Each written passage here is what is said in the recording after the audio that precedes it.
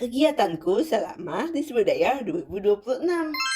Alhamdulillah aku lolos top 5 Disbudaya tahun ini yang diinisiasi oleh Dana Indonesia. Selama 5 hari 4 malam, aku menginap di Hotel Bintang 5 di Jakarta, bareng top 35 finalis lainnya. Disbudaya ini pelatihan UMKM khusus untuk disabilitas. Aku punya usaha kreatif digital agensi yang menerima jasa. Jadi kalau kalian mau produk yang aku promosikan, monggo ya diskusi by DM. Sama di Jakarta, aku belajar banyak hal.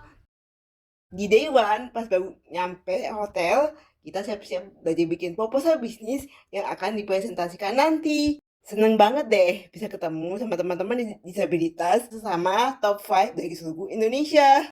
Aku juga bisa makan siang bareng sama petinggi dan karyawan Dana Indonesia. Ikuti terus kegiatanku ya. Jangan lupa follow, like, comment, dan share.